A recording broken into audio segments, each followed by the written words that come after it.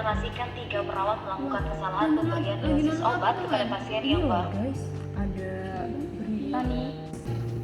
Ini loh guys, ada kasus nih tentang kesalahan pemberian dosis obat. Terus ini tuh pelakunya dari perawat. Karena mereka tuh lalai kayaknya. Coba kita tonton lagi aja, Han. Oke, coba ya. 6 tahun.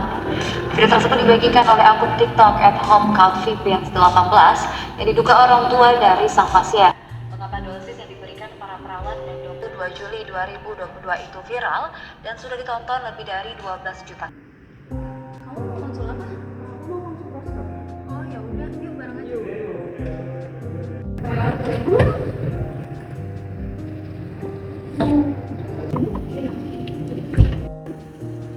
Itu ada mereka. Oh iya, samperin yuk. Guys, lagi pada nonton apa itu? Ya nih lagi nonton apa? Ini loh, lagi nonton berita. Berita apa?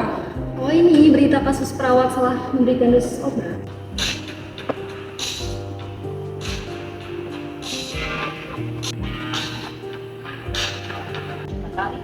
Oh iya, kalian ingat nggak kemarin juga ada kejadian kayak gini? Oh iya, ingat.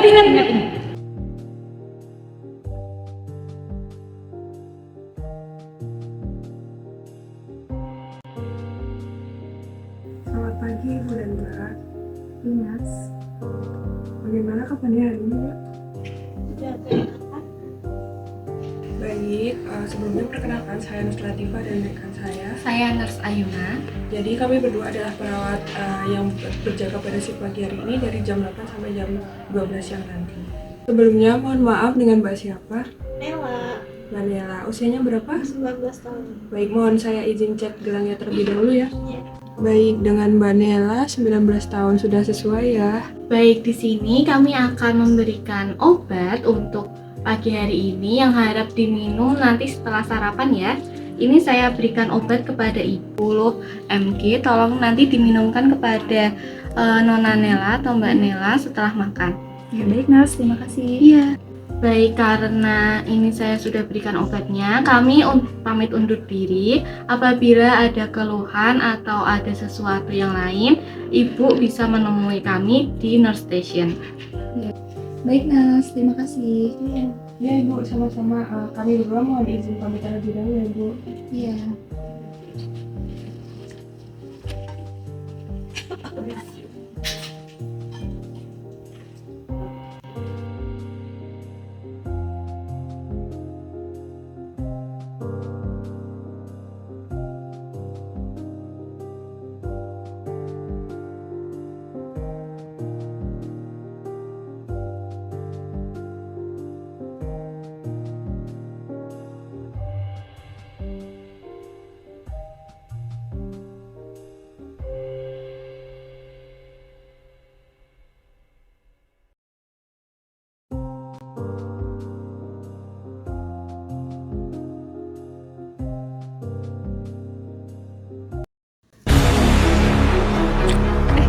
Kenapa, Dek? Sesek, Bu. Bentar ya, Ibu panggil suster dulu.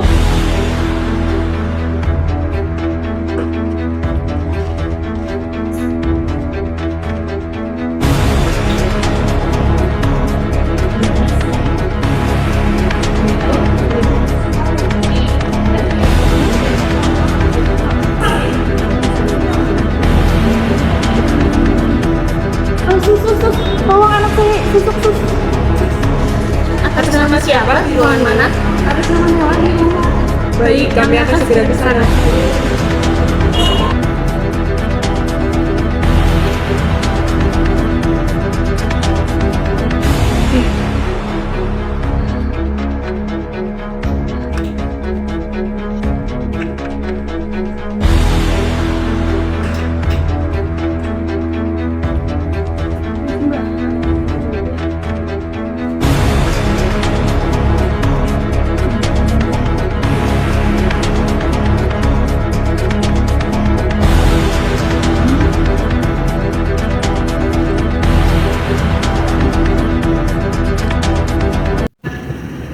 Kira-kira kenapa bisa kayak gitu ya?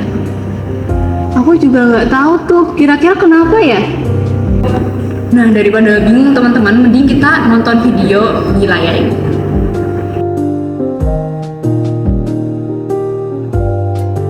Untuk melihat masalah, kita bisa menggunakan analisis resiko. Nah, analisis resiko bisa disimbolkan dengan warna-warna. Untuk warna merah, untuk skala resiko dengan sangat tinggi, levelnya yaitu 5. Kemudian, di warna orange dengan skala resiko yang tinggi dengan level 4. Kemudian di warna kuning dengan skala resikonya sedang dengan level 3. Kemudian di warna yang kebiru nantinya ada masalah yang dikategorikan rendah, yaitu di level kedua. Kemudian di level paling rendah yaitu level 1 dengan warna hijau dengan masalah atau resiko yang sangat rendah. Nah, analisis risiko dari kasus tersebut yaitu kasus salah pemberian dosis obat. Yang pertama, itu dampak kesehatan pasien. Nah, di sini bisa menyebabkan kerugian pada pasien seperti contohnya resistensi antibiotik, lalu efek samping yang merugikan, atau bahkan reaksi alergi pada pasien. Yang kedua, itu reputasi rumah sakit. Di mana dari kesalahan pemberian dosis obat tersebut bisa menyebabkan reputasi rumah sakit itu menjadi buruk karena kurangnya kepercayaan masyarakat terhadap pelayanan yang diberikan. Nah, yang ketiga itu aspek hukum, di mana rumah sakit dan juga perawat yang terlibat dapat menghadapi konsekuensi hukum. Salah satunya adalah gugatan dari pasien dan juga keluarga. Dari analisis risiko tersebut, kita dapat melakukan tindakan yang pertama, itu pelatihan dan juga edukasi, di mana kita akan melakukan pelatihan dan edukasi secara intensif kepada petugas kesehatan mengenai prosedur pengelolaan obat dan juga kehati-hatian terhadap pembaca resep. Tindakan yang kedua itu verifikasi ganda, di mana pada sistem verifikasi ganda ini kita melakukan identifikasi pasien dengan benar dan juga menentukan kecocokan terhadap resepnya. Nah, untuk tindakan yang ketiga yaitu peningkatan komunikasi, di mana peningkatan komunikasi ini dilakukan antar tenaga kesehatan untuk memperjelas mengenai informasi pembacaan resep dan juga pengobatan pada pasien. Tindakan yang keempat yaitu pelaporan dan juga pembelajaran dari kesehatan, di mana kita harus mendorong budaya pelaporan tersebut tanpa takut sanksi untuk memastikan prosedur dan juga perbaikan kepada pasien. Nah, untuk tindakan yang kelima, jadi tindakan yang terakhir adalah sistem informasinya ini harus terintegrasi, di mana kita harus memastikan bahwa sistem informasi yang kita berikan itu terintegrasi dengan baik untuk menghindari terjadinya kesalahan pengambilan data pada pasien dan juga kita bisa mengumpulkan akurasi informasi pada pasien.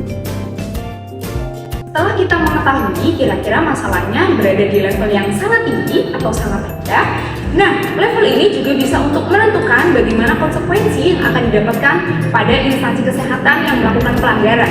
Nah, pada level yang pertama yaitu level yang sangat rendah, nantinya akan berdampak keuangan hingga kurang dari 3% anggaran. Kemudian tuntutan ganti ruginya kurang dari sama dengan 1 juta, kemudian penundaan pelayanannya kurang dari 1 hari kerja, terhenti lebih dari 1 jam.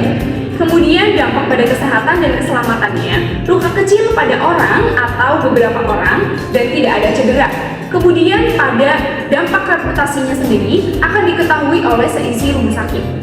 Kemudian pada level yang kedua yaitu level yang rendah, nantinya akan berdampak keuangan lebih dari 3-5% anggaran. Kemudian tuntutan ganti ruginya yaitu lebih dari 1-5 juta. Kemudian pada penundaan pelayanannya hingga lebih 1-2 hari kerja, terhenti lebih dari 8 jam. Kemudian dampak pada kesehatan dan keselamatannya, luka kecil berarti pada orang atau beberapa orang dan dapat diatasi pada pertolongan pertama.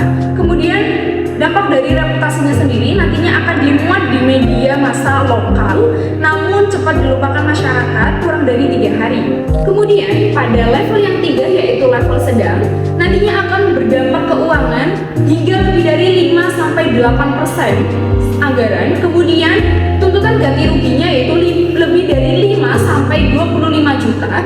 Kemudian penundaan pelayanannya bisa sampai lebih dari 2-3 hari kerja, terhenti lebih dari 1 hari. Kemudian pada dampak kesehatan dan keselamatannya, luka berarti pada beberapa orang berkurang fungsi motorik atau sensoriknya dan perpanjangan hari rawat. Kemudian nantinya akan berdampak reputasi dimuat di media lokal dan media sosial, namun cepat dilupakan di masyarakat lebih dari 3 hari. Kemudian Kemudian pada di level keempat, yaitu level yang tinggi, nantinya akan berdampak keuangan hingga lebih dari 8-12% anggaran. Kemudian nantinya akan mendapatkan tuntutan ganti rugi hingga lebih dari 25-50 juta. Kemudian penundaan pelayanannya hingga lebih dari 3-5 hari kerja, terhenti 1 minggu. Kemudian dampak pada kesehatan dan keselamatannya, luka serius pada orang atau beberapa orang, dan cedera luas. Kemudian akan berdampak reputasi kepada instansi kesehatan, yaitu dimuat di media nasional dan media online, diingat sementara oleh masyarakat kurang dari 3 hari. Kemudian pada level yang sangat tinggi, yaitu level 5, nantinya akan berdampak keuangan hingga lebih dari 12% anggaran. Kemudian tuntutan ganti ruginya hingga lebih dari 50 juta. Kemudian penundaan pelayanannya hingga lebih dari 5 hari kerja, terhenti permanen. Kemudian dampak pada kesehatan dan keselamatan, luka berganda atau kematian atau cacat permanen. Kemudian nantinya akan berdampak pada reputasi rumah sakit, yaitu dengan dimuat di media nasional atau media internasional, dan nantinya media sosial juga, dan akan diingat masyarakat hingga lebih dari 3 hari. Ternyata masalah-masalah yang ada di rumah sakit bisa dimasukkan ke dalam level-level yang sudah disebutkan, yaitu di level 1 sampai level 5, tergantung dari jenis pelanggarannya. Nah, dari resiko-resiko tadi nantinya akan berdampak ke hal-hal yang lain. Yang pertama ada pada dampak keuangan atau dampak anggaran, kemudian pada dampak tuntutan ganti rugi, kemudian yang ketiga ada penundaan pelayanan, kemudian yang keempat nantinya akan berdampak pada reputasi rumah sakit, dan yang terakhir nantinya berdampak pada sanksi hukum. Nah, maka dari itu kita harus berhati-hati dalam melakukan tindakan yang teman-teman. Pastikan tindakan sesuai dengan SOP. Karena hal ini untuk mengedepankan keselamatan pasien dan juga untuk kualitas pelayanan kesehatan yang optimal. Nah, jadi penjelasannya seperti itu teman-teman. Oh, jadi gitu.